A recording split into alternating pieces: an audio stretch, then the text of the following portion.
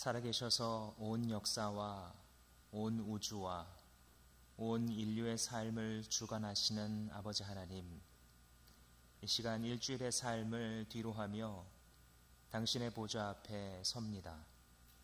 당신의 말씀만을 사모하오니 오 주여, 굶주린 우리의 심령에 주의 말씀으로 채우셔서 우리의 영이 먹고 살아날 수 있는 귀한 축복을 이 시간 더하여 주시옵소서. 예수님의 이름으로 기도합니다. 아멘. 몇 주 전 월드컵 기간에 화제가 되었던 태국의 몇 소년들이 있었죠. 우리 영상을 좀 보기를 원하는데요. 여러분들도 잘 아시는 것처럼 한 유소년 축구팀 12명의 아이들과 한 명의 코치가 이 동굴에 갇혔습니다. 영상이 잘 안 되나 보네요.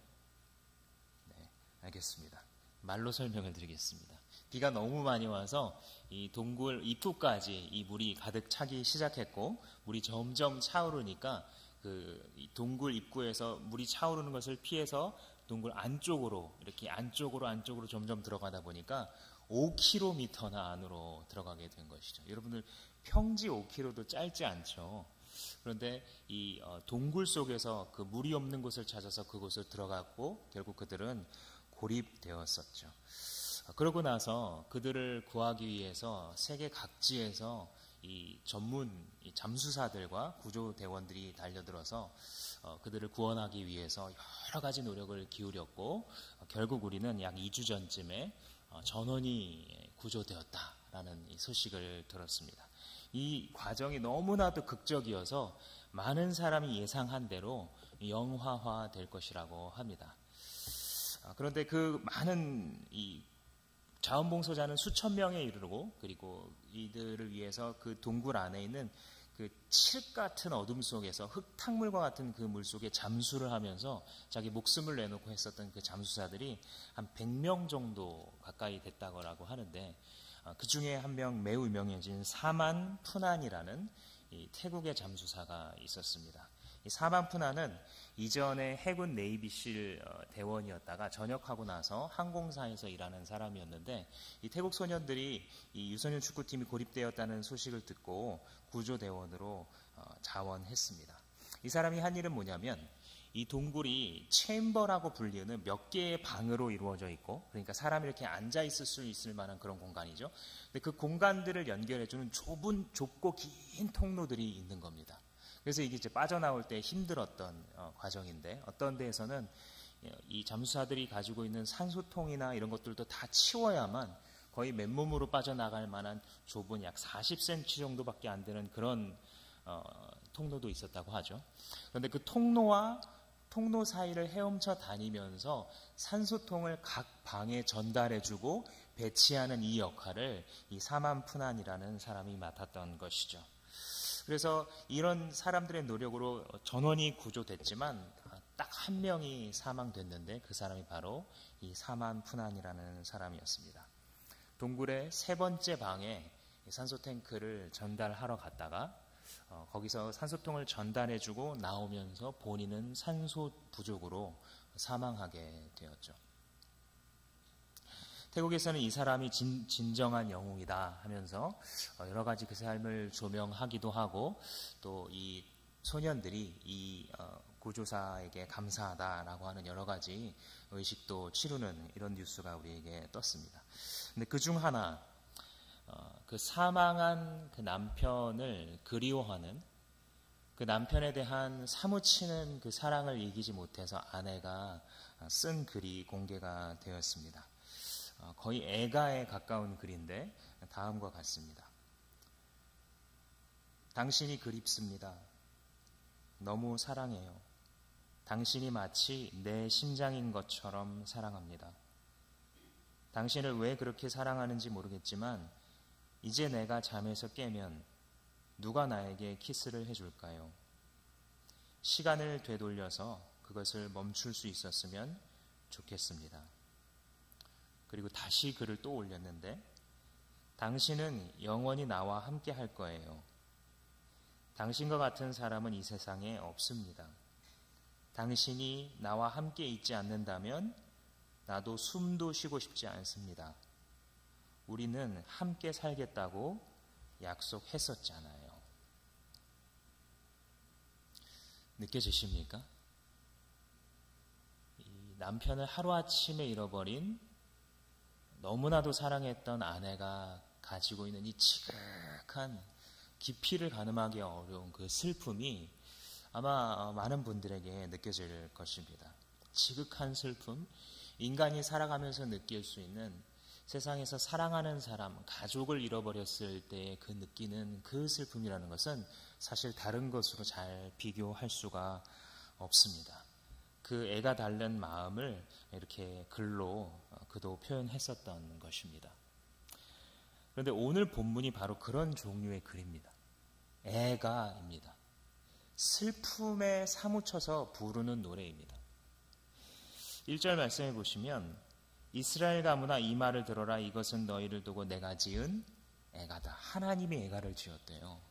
무슨 사연이 있었는지 좀 이따 살펴보겠지만 어떤 사연이 있어서 하나님이 슬픔에 못 이기는 애가를 지었습니다. 이 애가라는 것은 직역하자면 장송곡이에요. 장송곡.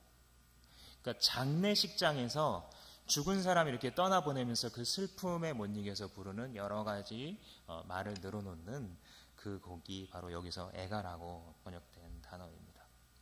하나님께서 왜 이렇게 장송곡과 같은 장례식 때 쓰는 이런 슬픈 가사의 노래를 지으셨는가? 그 이유가 2절에 나와 있죠. 처녀 이스라엘이 쓰러져서 다시 일어날 수 없구나. 제 땅에서 벌어졌어도 일으켜줄 사람이 하나도 없구나. 이게 애가를 쓴 이유이자 애가의 시작 구절입니다. 처녀, 그러니까 내 딸 이스라엘, 내 딸과 같은 이스라엘이 땅바닥에 엎어졌는데 스스로도 일어날 힘이 없고 그리고 아무도 그녀를 도와서 일어나게 해줄 사람도 보이지를 않는구나 라고 하면서 슬픈 노래를 주님께서 부르시는 것입니다. 이 비참한, 이스라엘의 비참한 사태를 3절에 이렇게 요약하는데요. 1000명이 싸우러 나가면 몇 명만 생존한다고요? 100명만 살아남고, 그러니까 10중 9는 죽는 겁니다. 10명 중 9명 죽고 나머지 1명만 살아온다는 거예요. 100명이 나가면 10명만 남게 된다는 것입니다. 여기서 이렇게 생명으로 표현했지만 한마디로 좀 우리말로 바꿔보면 뭐냐면 뭘 해도 잘 안 될 거라는 거예요. 너희 이스라엘아, 너네가 뭘 해도 잘 안 될 거야. 왜냐하면 너희들은 이미 멸망의 비탈길에 들어가 있기 때문이야. 많은 수가 나가서 전쟁을 하면 그 전쟁을 패배할 것이고 소규모가 나가서 전투를 벌이면 그 전투를 패배하게 될 거야. 너희는 공격해도 질 거고 수비해도 질 거고 노력해도 질 거고 열심히 싸워도 질 것이며 용맹한 자가 나타나도 질 것이고 지혜로운 자가 나타나도 너희들은 질 거야. 그래서 100명 중 10명만 살아남는 비참한 꼴이 될 거야 라고 부릅니다. 우리가 기억할 것은 여기서 하나님의 마음이 지금 슬픔에 못 이겨서 이 말씀을 하고 계신다라는 것입니다. 2700년 전에, 지금으로부터 2700년 전에 주님께서 이 글을, 이러한 애가를 쓰셔야만 됐던 이유가 있었겠죠. 하나님께서는 오늘날 우리들을 보면 뭐라 하실까요? 오늘날 한국에 있는 자기의 백성들을 보시면서는 무슨 노래를 부르실까요? 기쁨에 이기지 못하는 환희의 찬가를 부르실까요? 아니면 이와 같은 애가를 부르실까요?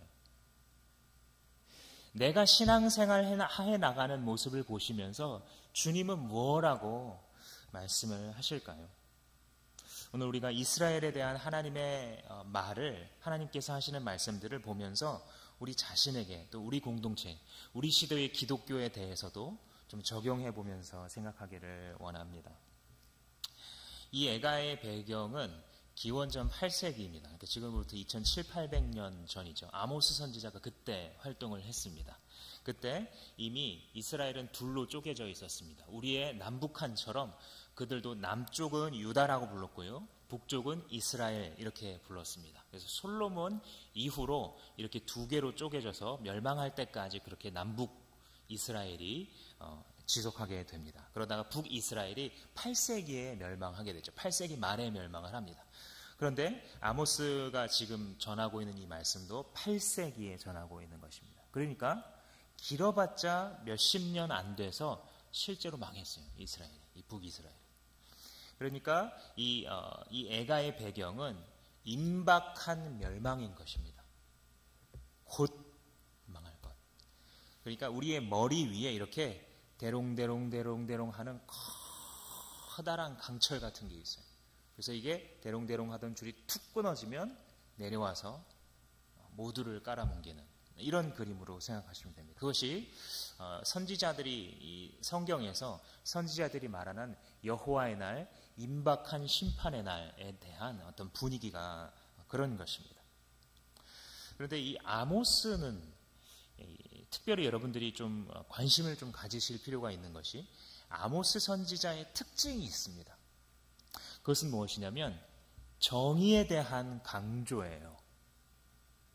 만약에 우리가 성경 66권에서 아모스서를 잃어버린다라고 한다면 우리는 정말 많이 잃어버립니다. 선지자들이 메시지가 사실 비슷합니다. 그러니까 하는 말의 종류와 여러 가지 표현들은 다 제각각 특징이 다른데 그 핵심 메시지는 같아요. 여호와께 돌아오라. 이게 선지자들의 메시지입니다. 그런데 그 돌아오는 이유 중에 대부분의 선지자들이 이스라엘의 우상 숭배를 거의 집중적으로 타박합니다.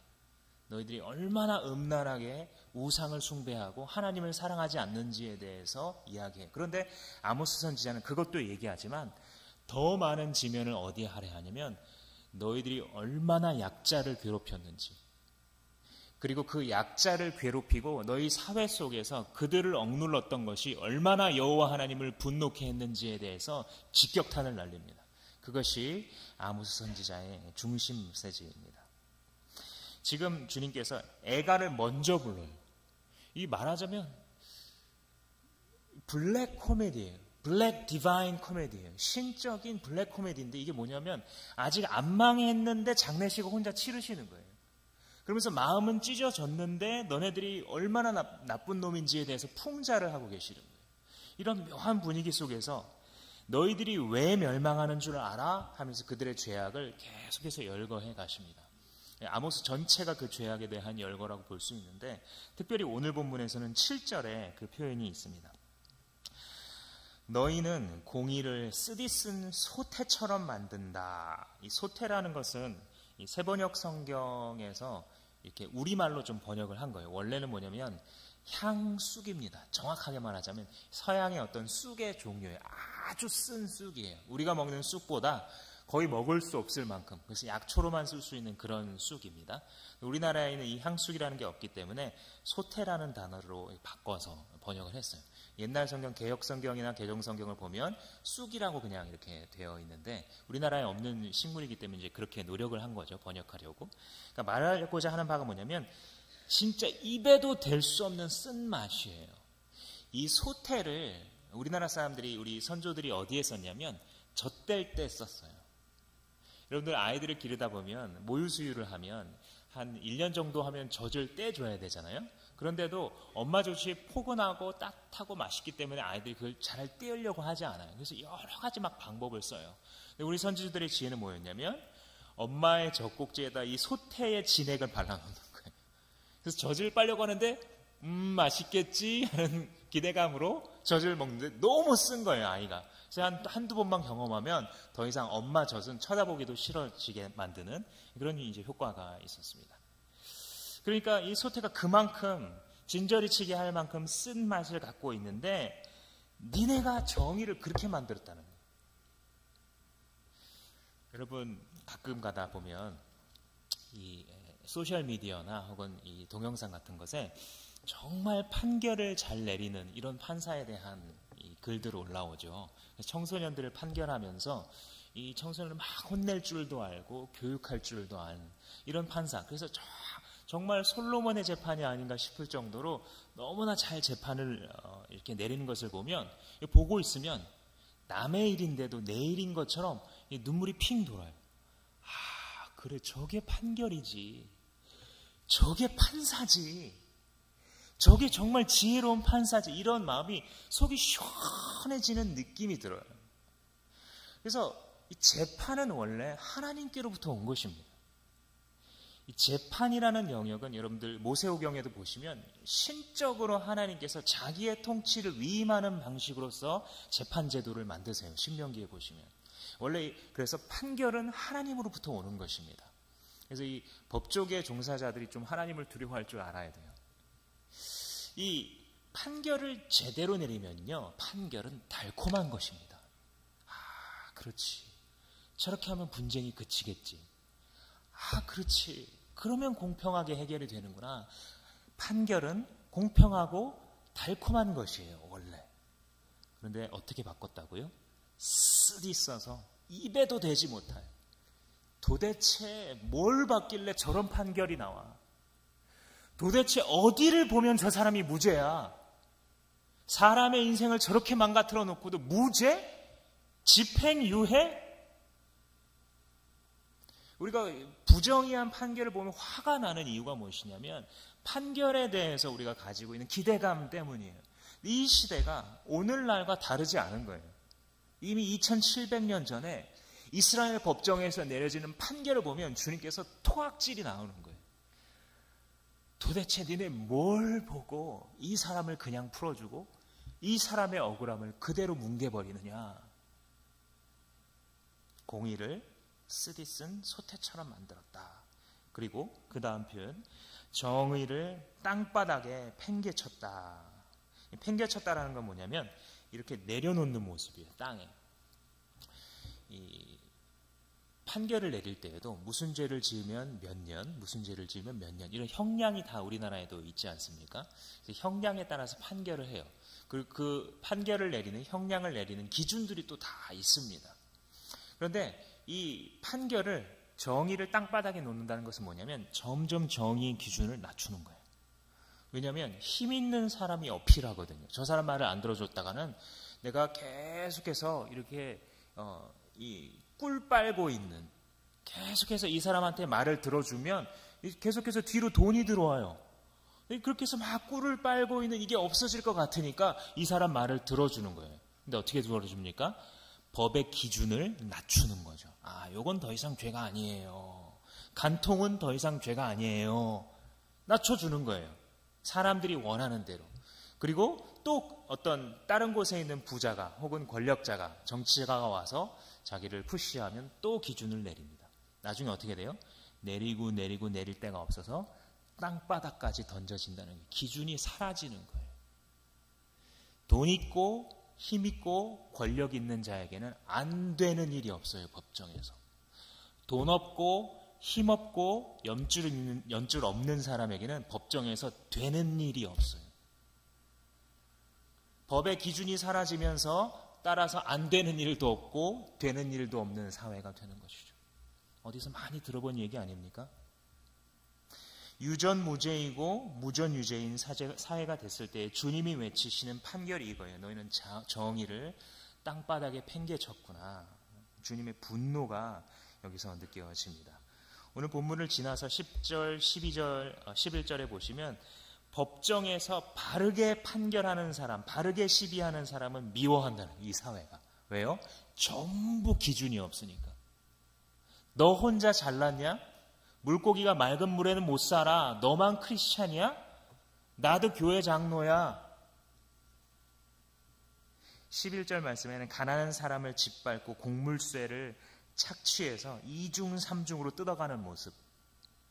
마치 우리 사회에 하청을 주어서 힘없고 기득권이 없는 사람들은 아무리 열심히 일해도 가난의 굴레에서 벗어날 수 없는 모습을 보여주는 것만 같습니다.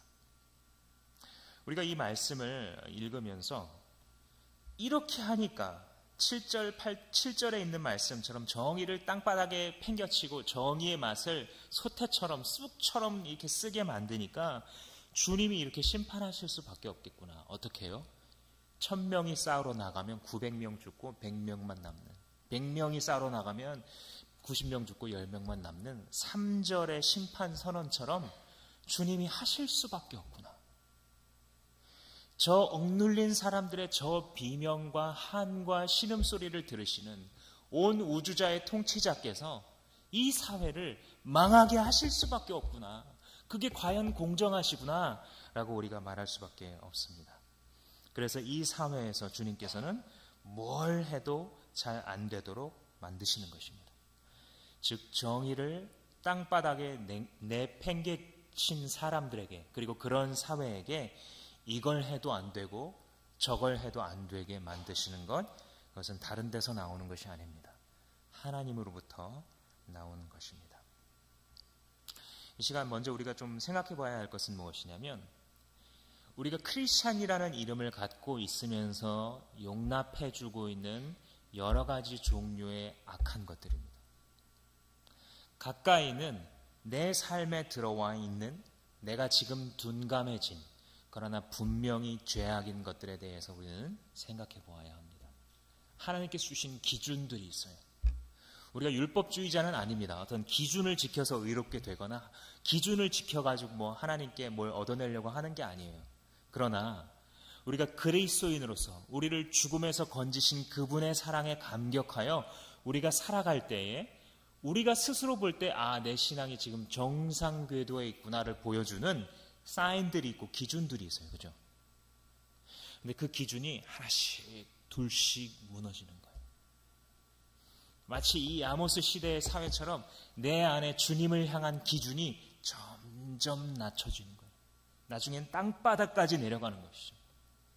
악을 수용하는 정도가 너무 늘어나서 이제는 세상 사람들이 뭘 잘못했는지도 잘 모르겠어요. 솔직히. 뭐 그들이나 우리나. 또 우리 공동체나 우리의 사회 안에서 불공정함과 불의함에 대해서 두둔하고 있는 것은 무엇이는지 우리가 생각해 보아야 합니다. 다른 교회도 다 이렇게 해요. 다른 사람들도 이 정도는 다 괜찮다라고 말을 해요. 주님께서 분명히 말씀하셨는데도 불구하고 계속해서 우리가 악을 용납하고 있다면 그 사회는 망할 사회입니다. 그 사람은 심판받을 사람입니다. 그 사람은 하나님께서 주신 정의를 쑥으로 바꾸고 땅바닥에 내팽개치는 사람입니다. 이것이 우리에게 두려운 말씀인 것이죠. 이것이 바로 아모스 선지자의 이 외침이 우리에게 두렵게 그러나 분명히 묵상하도록 촉구하는 이유입니다. 주님께서 내시는 길을 주님이 4절에 바로 말씀해 주세요. 그러면 이 임박한 멸망을, 지금 머리 위에 대롱대롱하고 있는 이 임박한 멸망을 보고 있는 사람이 어떻게 해야 살 수 있나? 그걸 바로 그냥 답을 말씀해 주세요. 4절 말씀에 나 주가 이스라엘 가문에 선고한다. 너희는 나를 찾아라. 그러면 산다. 간단합니다. 주님을 찾으면 돼요. 내 삶에서 주님을 찾아다니면 돼요. 그러면 산대요. 임박한 멸망이 아무리 무서워 보여도 살 길이 있는 거예요. 이걸 해도 안 되고 저걸 해도 안 되는, 그러나 내 안에 죄가 섞여 있고 하나님께 주신, 이미 깨닫게 해주신 은혜가 있음에도 불구하고 그 죄에 대한 기준을 낮춰서 살아가던 내가 살아날 길이 있다는 거예요. 그게 뭐냐면 주님을 찾는 것. 주님은 바로 이렇게 말씀해 주십니다. 그런데 주님을 찾는다는 게 무엇인가? 이걸 생각해 봐야 돼요. 주님을 찾는다는 것이 무엇인가? 주님을 찾는 듯 하나 주님을 찾고 있지 않은 것이 무엇인지 먼저 생각해 보면 도움이 됩니다. 우리가 스스로는 주님을 찾는다라고 생각하는데 사실은 주님을 찾지 않고 있는 것들, 그런 모습이 있습니다. 그것에 대해 주님이 이렇게 말씀하세요. 5절 말씀해 보시면 너희는 베델을 찾지 말고 길갈로 들어가지 말고 부엘세바로 넘어가지 말아라. 길갈, 베델 다 망할 거다. 그러니까 오직 주님을 찾아라. 이렇게 말씀하고 계세요. 흐름을 아시겠죠?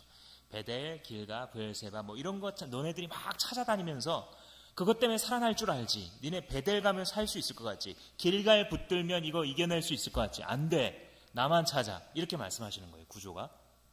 그러니까 베델과 길갈이 뭔가 좀 잠깐 생각해 봐야겠죠. 길갈이라는 것은 여기 나오는 세 개의 도시는 다 상징성이 있는 유서 깊은 도시예요. 이스라엘의 역사 위에서 역사적으로나 종교적으로는 아주 의미가 있는 도시들이 이 세 도시입니다. 중에서 일단 길갈은 이 상징성과 명분이 출중한 도시예요. 물론 베델도 그렇습니다만 이 길갈은 여리고에서 동쪽으로 몇 킬로를 더 가면 약 4킬로쯤 더 가면 있는 도시인데요. 이 길갈은 무엇으로 유명하냐면 출애굽한 이스라엘 백성이 이 여리고 땅으로 들어가지 않습니까? 여리고 땅을 이 가나안 땅에 들어가지 않습니까? 가나안 땅에 들어갈 때 요단강을 건너죠. 그 요단강 입구에 있는 땅이 바로 길갈이에요. 그래서 어떻게 했냐면 요단강을 건너면서 12개의 비석을 세웁니다. 12지파를 상징하면서 하나님께서 우리에게 이 땅을 주셨다라는 걸 상징하면서 탁탁탁탁 12개를 세워놔요. 그래서 이제 여기는 이스라엘의 아주 유적지가 되면서 종교의 중심지가 되기 시작합니다. 여기서 여호수아가 하나님의 군대 장관을 만났어요. 길갈에서. 그리고 여기서 사울 왕을 왕으로 삼았어요. 그리고 길갈과 길갈 등지에서 사무엘이 다니면서 계속해서 집회를 합니다. 종교의 중심지였다는 것이죠. 베델이라는 것은 무엇이냐면 이러한 유서 깊은 부분도 있고 편리한 부분도 있는 도시입니다. 베델은 이름 자체가 집이죠. 하나님이죠. 그러니까 하나님의 집이라는 뜻이에요. 이름 자체가 이미 매우 경건한 도시인데 이 이름이 생기게 된 이유가 바로 이 야곱에서부터 왔죠. 이스라엘이라는 이 지파가 이스라엘이라는 이름 자체가 야곱의 다른 이름이죠. 하나님이 야곱을 너 이제 이스라엘이라고 해 하고 바꿔주셨단 말이에요. 그래서 그 이스라엘이 국가명이 됐어요. 이스라엘의 건국의 아버지 같은 사람입니다. 야곱이. 근데 이 야곱이 형 에서와 장자권을 놓고 다투다가 사기를 쳐서 축복을 다 받아낸 다음에 형이 죽일까 봐 도망을 가죠.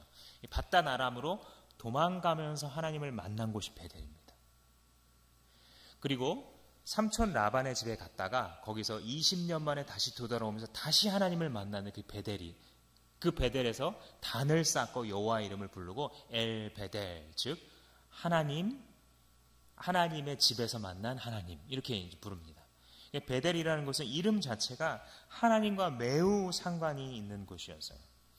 그런데 이게 이제 왕국 시대로 오게 되면 아까 남유다와 북이스라엘로 갈라진다고 했잖아요.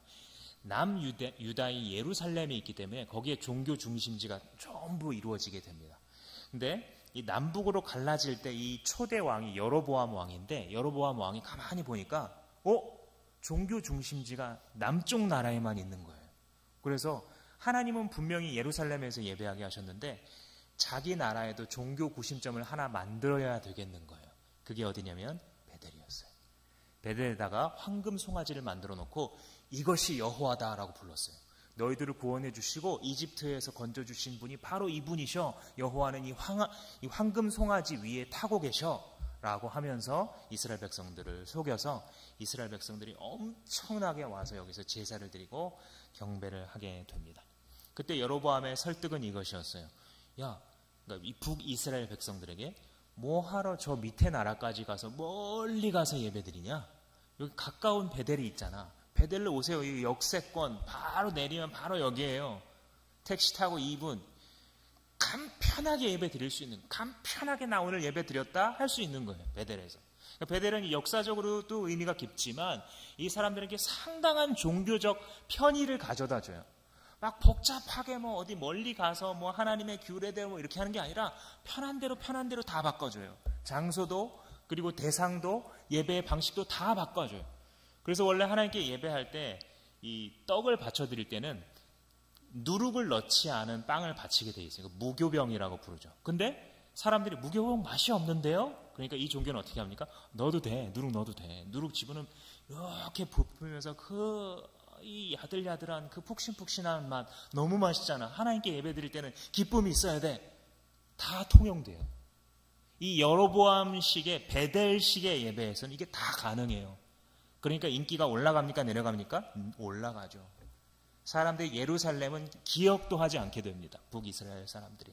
그것이 바로 이 베델이 주는 편리함입니다. 여기서 열거되고 있는 이 세 도시가 다 그런 거예요. 가만히 생각해 보세요. 이들은 하나님을 예배한다는 마음으로 이렇게 하고 있는 거예요. 지금. 하나님을 찾지 않는 게 아니에요. 자기들 생각에는. 누구보다 하나님을 열심히 섬겨요. 4장 말씀에 보시면 3일에 한 번씩 11조를 한대요. 이 사람들이. 대단하죠. 여러분들 이 월급 받으면서 11조 하기도 어렵죠. 정말 신앙적인 인격적으로 하나님을 만나고 주인이라고, 하나님이 내 인생의 주인이라고 확신할 수 있어야 할 수 있는 것이 11조일 텐데, 이 사람들은 수입이 생길 때마다 11조를 계속 했나 봐요. 3일에 한 번씩 11조도 드리고 유교병 빵도 먹고 막 이렇게 하나님께서 질타하시는 부분이 4장에 나와 있는데, 이곳에서 이런 것들이 다 가능했던 것입니다. 4장 4절부터 주님이 이렇게 말씀하십니다. 너희는 베델과 길갈로 가서 더욱 더 죄를 지어라. 아침마다 희생제물, 사흘마다 11조, 누룩 넣은 빵을 감사제물로 드리고 큰 소리로 알리면서 자원 예물을 드리고 또 드려라. 하고 싶은 대로 하라는 거죠. 너희들이 어차피 내 이름 여호와 이름을 부르면서 예배하지만 나 예배하는 거 아니잖아. 다 아니까 마음대로 그냥 해. 너네들이 예배 자리에 나왔지만 나 예배하러 온 거 아니잖아. 솔직히 하고 싶은 대로 해. 편리함을 쫓아, 명분을 쫓아, 겉모습을 쫓아 하나님을 찾는다는 이름으로 하나님을 떠나간 백성들에게 하나님께서 가지고 계신 마음인 것입니다. 이런 것은 주님을 찾는 게 아니에요. 그냥 자기의 명분을 추구하는 거예요. 나 예배 드렸다. 나 신앙인으로서 할 일 했다. 이거예요. 나 봉사했어. 나 목장 모임까지 남아 있었어. 뭘 더 바래? 나 교회에서 하라는 대로 이것도 하고 저것도 해서 더 이상 요구하지 마. 하나님을 찾고 있는 게 아니에요. 하나님을 찾는다는 마음으로 하나님에게서 멀어지고 있는 중. 편리함이 추구하는 대로 예배 빨리 끝나야 돼. 모임도 빨리 끝나야 돼. 집회도 빨리 끝나야 돼. 빨리 끝나고 가서 뭘 얼마나 부귀영화를 누리려고. 뭐든지 빨리 끝나고 가서 뭘 해야 되는지 모르겠어요. 현대인들은. 그죠? 재밌는 게 생기면 새벽 2시, 3시 밤도 셀 수 있는 게 현대인인데요. 또 그렇게 피곤한 게 현대인이에요. 주님을 위해서 정말 순결한 처녀의 마음으로, 정말 순결한 소년의 마음으로 하나님을 추구해보자 하면 왜 그렇게 피곤한지 모르는 게 그게 현대인이에요. 그게 편리함을 따라간 기독교의 오늘날의 모습이에요. 딱히 말씀 시간에 하나님의 음성을 듣는 게 목적이 아니에요. 그냥 예배를 드렸다를 취하고 싶은 거예요. 그게 오늘날 기독교인들의 모습이에요. 정말 하나님을 만나고 공동체 생활을 통해 십자가를 경험하는 게 목적이 아니에요. 기독교인으로서 욕먹지 않으면 되는 것 그뿐이에요. 기독교인이라고 이거 하면 안 되나요? 해도 되죠. 꼭 기독교인이라고 이거 못할 필요 있나요? 해도 되죠. 꼭 기독교인이라고 이거 편리함을 따라 하나님을 섬긴다는 이름으로 세상을 숭배하고 세상의 문화를 숭배하고 편리함을 숭배하고 자기의 배를 숭배하고 자기의 혀를 숭배하고 살아가고 있지만 그것에 대해서 정직하게 표현하고 있지 않은 이 시대의 기독교는 어쩌면 길갈로 가는, 베델로 가는 기독교입니다. 그것은 주님을 찾는 게 아니에요. 주님을 찾는다는 것은 무엇이냐면 본문에 따르자면 공의를 회복하는 겁니다. 그리고 말씀을 회복하는 겁니다. 그리고 영광을 회복하는 겁니다. 이 세 가지에 대해서 짧게 살펴보고 우리 한번 기도하겠습니다. 주님을 찾는다는 것은요, 악이라고 말하는 겁니다. 이게 우리의 내면에서부터 시작되어야 됩니다. 우리가 이 세상에 때를 묻힌 채로 살아가다 보면 내 안에 있는 행동을 그 행동 그대로 묘사하지 않는 아주 천재적인 이 변명이 늘어나기 시작합니다. 어떤 리더십 전문가가 이렇게 말하더라고요. 우리 자신은 우리 자신을 속이는 데 전문가래요. 무슨 말씀인지 아시겠어요? 자기가 지금 내리려는 결정이 이 사람은 지금 리더십에 대해서 말하면서 하려는 거였어요. 원래 목적은. 모든 잘못 내린 자기 리더십의 결정에 자기가 그 배후 조종자인데 그걸 가능하게 하는 방법이 뭐냐면 자기가 자기를 설득한대. 이거 괜찮다고. 이 정도는 괜찮잖아 하고 자기를 설득하고 속이는 데 명수라는 거예요. 그래서 한 발 디디게 그 멍청한 스텝을, 그 앞으로 인생 두고두고 후회할, 두고두고 나를 따라다니면서 나를 유혹하고 넘어뜨릴 그 스텝을 딛게 만든다는 거예요. 누가요? 자기 자신. 근데 그러면서 자기 자신의 행동에 대해서 우리가 묘사하는 아름다운 단어들이 있어요. 이유가 있죠. 나는 그럴 수밖에 없었어요. 나는 연약했어요. 나는 하려고 했는데 상대방이 동조를 안 해줬어요. 그래서 나는 할 수밖에 없었어요. 그런데 우리가 주님을 정말 찾으려면 어떻게 되냐면요, 정직해야 돼요. 정직하게 묘사해야 돼요. 자기가 지금 살아가고 있는 삶의 모습을. 그것부터 시작하는 겁니다. 내가 어떻게 살고 있는지 하나님 앞에서 정직하게 말하는 거예요. 내 기도의 시간에 우리가 함께 하나님 앞에 말씀드릴 때에 포장하지 않고 내가 살아가고 있는 삶의 행동 하나하나를 정직하게 말씀드리는 거예요. 거기서 회개가 시작됩니다. 거기서 주님을 찾는 것이 시작됩니다. 우리 공동체가 하는 일에도 이 의로움이 흘러가야 합니다. 우리가 하고 있는 우리 공동체의 여러 문화들이 있어요. 습관들이 있고요. 관습과 은샘의 방식들이 있어요. 대부분 많은 사람들이 건강한 교회라고 말을 해줍니다. 그러나 그 공동체 일원으로 들어와 있는 우리는 더 민감해야 합니다. 주변에서 칭찬을 해준다고 해서 우리 안에서 정말 건강한가? 우리가 하나님 앞에서 정말 정직한 공동체가 점점 세워져 갈 수 있는 방식으로 우리가 믿음 생활하고 있는가? 아니면 껍데기 유지하려고 하고 있는 건가? 명분 유지하려고 하고 있는 건가? 옛날의 영광과 허울을 유지하려고 하고 있는 건가? 가정교회를 처음 시작한 분이 최영기 목사님이라는 분인데, 최영기 목사님이라는 분이 원래는 이 공돌이에요.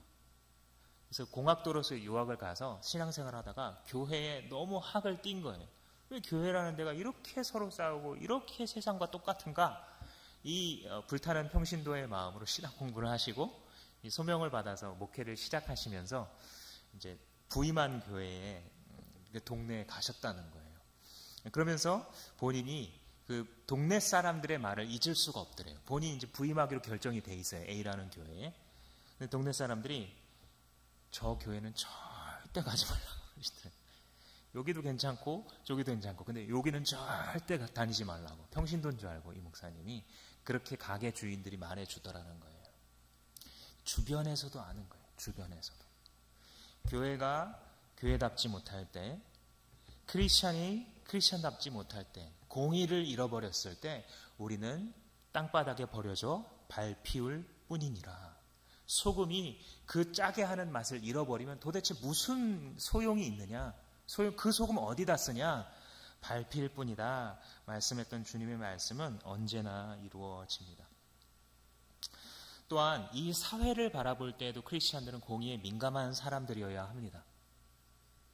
우리 사회를 구성하는 구성원 중에 약한 사람을 짓밟는 불의에 대해 가장 예민한 사람들이 크리스찬들이어야 합니다. 그래서 힘을 가진 사람들, 통치자들, 세상에 많은 영향력을 가진 사람들이 정말 성가시게 생각해야 되는 게 크리스찬들이에요. 크리스찬들이 사회에서 빈궁한 사람들이 짓밟히고 억울한 사연을 당할 때에 그들 편에 서 주어야 합니다. 물론 정치적으로 민감한 사안들이 있고 우리들의 생각이 다 다른 여러 가지 이슈들이 있어요. 그러나 최소한 크리스찬이라면 약자 그리고 짓밟히고 있는 사람에 대한 배려를 잊으면 안 돼요. 정치적인 입장이 다를지라도 그들을 배려하는 것을 기본으로 깔고 우리의 사고를 시작할 수 있어야 우리가 이 사회에 대해서 정의를 말할 수 있습니다. 두 번째로 말씀의 회복이 주님을 찾는 것입니다. 공의를 회복하려고 노력할 때 우리가 주님께로 가까이 가는 것처럼 말씀을 우리 안에 회복하려고 노력할 때에 우리는 주님께로 가까이 가고 있는 중입니다. 여기에 대한 단서를 2장에서 주고 있는데요. 2장 12절을 제가 한번 읽어드리겠습니다. 그러나 너희는 나실 사람에게 포도주를 먹이고 예언자에게 예언하지 말라고 명령하였다. 사회의 뒤집힌 질서에 대해서 주님이 한숨을 쉬시면서 하는 말이에요. 나시린은 정의상 뭐냐면 포도주를 마시면 안 되는 사람이 나시린이거든요.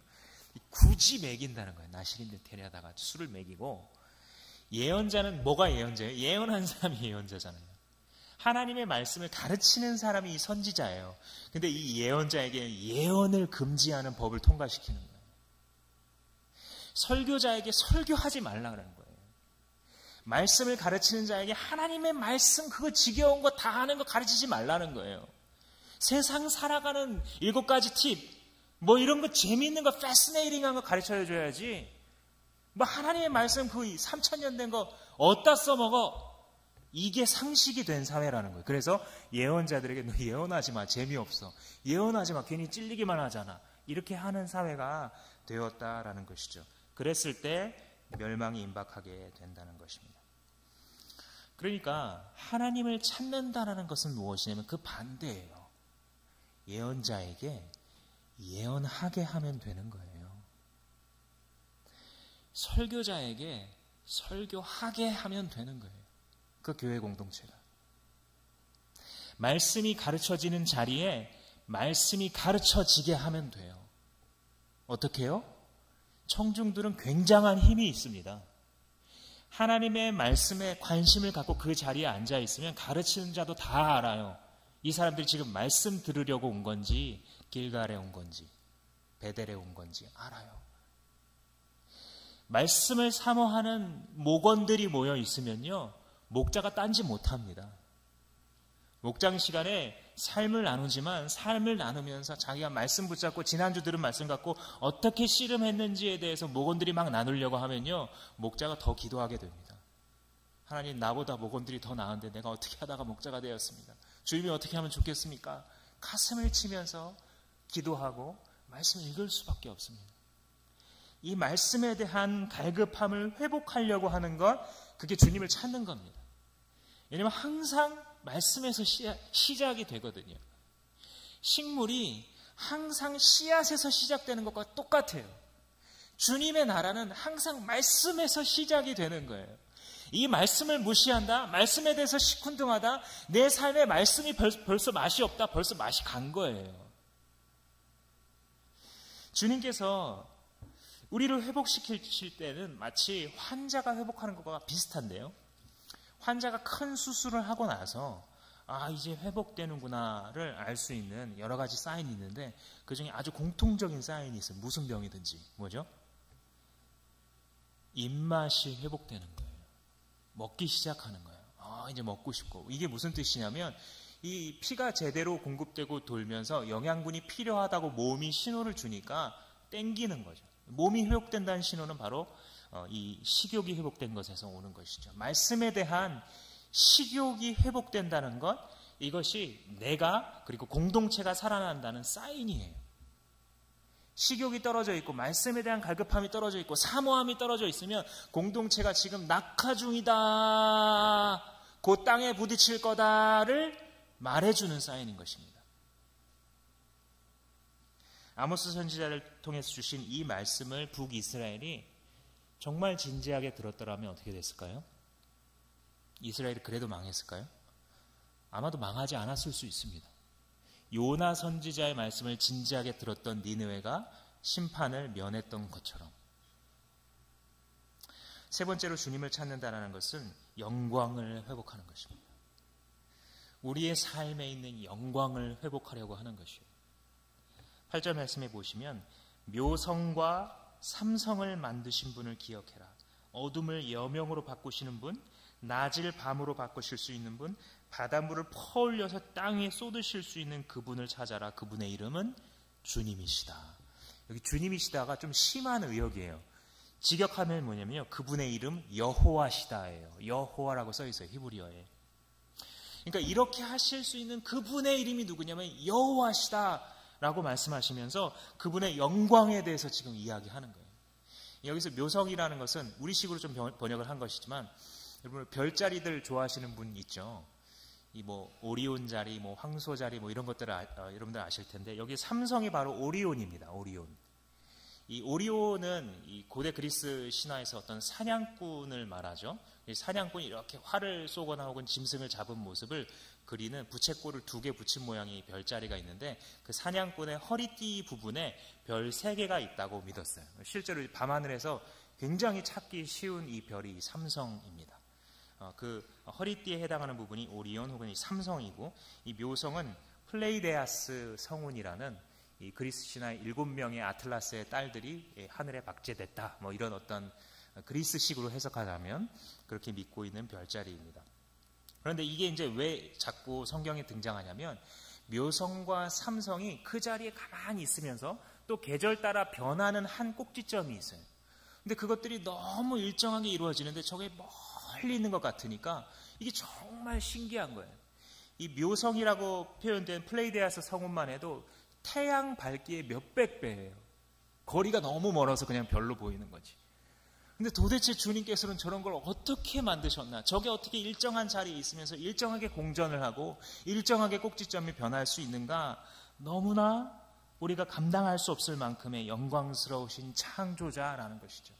그분은 어둠도 빛으로, 빛도 어둠으로 바꾸실 수 있고, 물도 바닷물을 퍼올려서 땅 위에 쏟아부어 홍수나게 하실 수 있는, 일본이 지금 경험하고 있는 것처럼 주님의 이 능력과 영광이 무한함에 대해서 이 주님의 백성들은 알고 있습니다.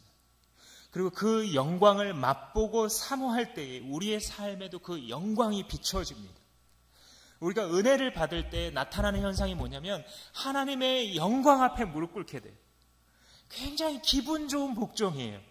하나님의 영광을 생각할 때 내가 그 앞에 복종할 수밖에 없는데 그게 자유예요. 말이 안 되는데 말이 돼요. 그죠? 맛본 자만 알지어다. 주님의 영광이 내 삶에 회복되기를 원하는 것, 이게 주님을 찾는 것입니다. 내가 이것도 잘 조정하고 뭐 학업도 직장도 자녀도 잘 컨트롤하고 원하고 노력한 대로 착착 이루어지는 게 그것이 내 삶의 영광이 아니라 영광의 창조주가 내 삶에서 다시 중요해지는 것. 그분의 이름을 부르고 그분의 말씀을 듣고 그분의 뜻대로 다시 회복해서 살아가는 게 다시 중요해지는 것. 그게 영광입니다. 그것이 크리스찬들의, 하나님의 백성들의 영광이에요. 이 영광이 사라지면 크리스찬들은 시체입니다. 세상 앞에 짓밟힐 수밖에 없어요. 이 영광을 회복하지 않으면 하나님의 말씀에 대한 갈급함도 회복되지 않아요. 이 영광을 잃어버리면 우리의 정의와 공의를 드러낼 수 있는 동력이 사라져요. 하나님이 시야에 없으니까. 주님께서 우리에게 나를 찾으라, 그러면 산다 라고 말씀하신 것이 진리인 줄 믿으시기 바랍니다. 주님을 따라 공의를 회복하고 말씀을 갈급해하며 그 영광을 사모하고자 하는 자, 그 사람이 바로 하나님을 찾는 자입니다. 2007년도에 저는 보스턴에 있었습니다. 유학을 나간 지 1년 정도밖에 안 됐을 때, 그 당시 한 7년 정도를 계획하고 나갔는데 아프간 사태가 일어났고 피랍되었다라는 소식을 들었을 때 그 신학교에 새벽기도 모임을 만들었습니다. 새벽에 모였으면 같이 기도하자, 이 피랍자들을 위해서. 그래서 몇 주 동안 고든 코넬 역사상 없었던 새벽 기도가 생겨서 지금도 계속되고 있다고 합니다. 근데 기도하면서 그때 당시에 마음 가운데 이런 생각이 들었습니다. 그래, 내가 공부하러 나왔지만, 공부도 중요하지만 이런 어려움이 생겼을 때 만약 교회에서 부르시면 나간다, 이 마음을 품고 계속 기도를 하고 있었던 기억이 납니다. 물론 그때 교회에서 저를 부르시지 않아서 들어오진 않았습니다. 그런데 그때 이후로 계속해서 마음 가운데 느껴지는 한마디가 있는데, 이게 뭐냐면 하나님은 왜 아프간을 사랑하실까라는 마음입니다. 하나님은 왜 아프간을 이렇게 사랑하실까? 얼마나 사랑하시길래 우리가 그렇게 사랑했던 배용료 목사님을 피를 그 땅에 뿌리게 하셨을까? 시간이 지나면서 좀 더 이해가 되긴 됐지만 그 당시에 강한 물음으로 다가왔습니다. 시간이 많이 흐르면서 우리 최우리 선교사님 같은 분이 아프간 난민들, 그 아이들을 가르치고 있고, 또 오래 오셨던 권스테반 박사님이 이 콩 사역을 통해서 아프간 전역에 있는 농촌의 이 빈민들을 살리는 사역을 온 세계가 연합해서 하게 하시고, 또는 오늘 우리가 파송한 이 타교셉 선교사님, 우리가 아프간을 알기도 전부터 2001년도부터 아프간을 사랑해서 자기의 목숨을 던지고 자기의 세 딸이 있으십니다.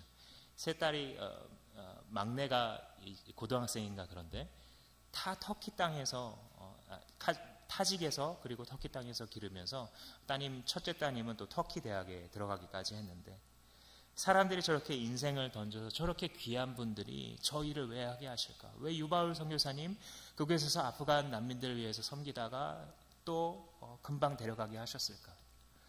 의심할 수 없는 주님의 메시지죠. 내가 저들을 사랑한다.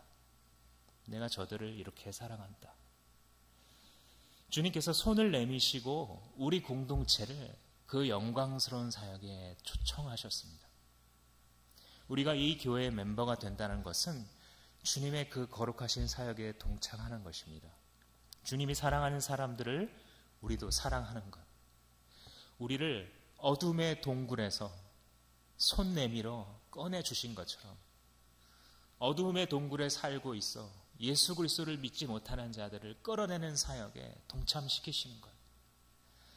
아프간에만 살고 있으면 그들이 예수 그리스도를 믿을 수 없기 때문에 그 땅에 여러 가지 일들을 일으키셔서 그 많은 사람들이, 아까 터키 땅에만 450만의 난민이 있고 그 중에 아프간 난민이 상당수라고 했는데, 그렇게 많은 사람들을 저 땅에 몰아내셔서 주님 구원하고자 하시는 것, 그것은 바로 구속자 되시는 주님께서 행하시는 놀라우신 하나님의 영광스러운 사역입니다. 우리가 이 일에 동참하고자 할 때에 주님의 말씀을 기억하면서 나아갔으면 좋겠습니다. 너희는 다른 것이 아닌 나를 찾아라. 그러면 살 것이다. 이 말씀을 기억하기 원합니다.